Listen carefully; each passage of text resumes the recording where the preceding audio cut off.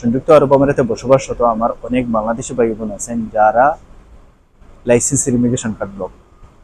তো বর্তমানে অনেকে অনেক রকম ভাবে চেষ্টা করতেছেন, বিশেষ করে আমির সেন্টারে 3 ধরনের অ্যাপ্লিকেশন ওপেন হয়েছে। তো যার কাছে যেগুলো সাপোর্টিং ডকুমেন্টস আছে সাবমিট করতেছেন, কিন্তু রিজেক্ট চলে আসতেছে। তো আপনাদেরকে কিছু ইনফরমেশন শেয়ার করি যেগুলো ইন্টারনালি, যেগুলো অনেকের হয়তো অজানা।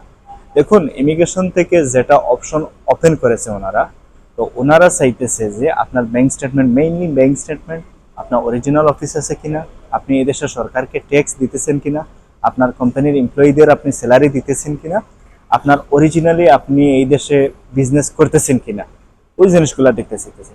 এখন অনেকের হয়তো সব ডকুমেন্টস গ্যাদার করে ফেলছেন, ব্যাংক অ্যাকাউন্টও গ্যাদার করে ফেলছেন, কিন্তু আপনার ব্যাংক অ্যাকাউন্টে সাফিসিয়েন্ট টাকা নাই, যেটা এই দেশের সরকার চাইতেছে যে একজন বিজনেসম্যান হিসাবে আপনার ব্যাংক অ্যাকাউন্টে টাকা থাকতে হবে, বা আপনি যেগুলো বিজনেস করতেছেন এগুলা ক্যাশ ইন ক্যাশ আউট ওগুলা আপনার স্টেটমেন্টে দেখাইতেছে। তো সবাই কিন্তু সাবমিট করতেছে অ্যাপ্লিকেশন ইমিগ্রেশনে, কিন্তু ওরা কোনো রিজন ছাড়া অ্যাপ্লিকেশন রিজেক্ট করতেছে। এখন আমি আপনাদেরকে ওই একটা সিক্রেট শেয়ার করি। দেখুন, ইমিগ্রেশন থেকে তারা মেইনলি চাইতেছে যে মিনিমাম আপনার ব্যাংক স্টেটমেন্ট 50,000 দিরহাম ট্রানজাকশন থাকতে হবে মান্থলি, আপনার বিজনেস অ্যাকাউন্টে 50,000 দিরহাম ট্রানজাকশন থাকতে হবে। এরকম না যে আপনি হুট করে 50,000 দিরহাম রেখে দিচ্ছেন তারপরে স্টেটমেন্ট বাইর করে ফেলেন, ওইরকম হবে না। জেনুইনলি আপনি ট্রানজাকশন করতেছেন, টাকা আসতেছে যাইতেছে, ওইরকম আপনাকে দেখাইতে হবে।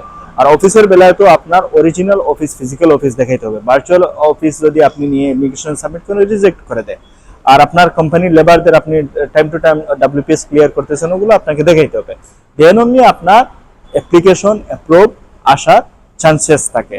কিন্তু ওটা ফুললি ডিপেন্ড করে ইমিগ্রেশনের উপর। ইমিগ্রেশন কনসিডার করবে আপনার যদি ইভেন 50,000 দিরহাম ট্রানজাকশন হওয়ার পরেও ইমিগ্রেশন কনসিডার করবে আপনাকে অ্যাপ্রুভাল দিবে বা দিবে কি দিবে না।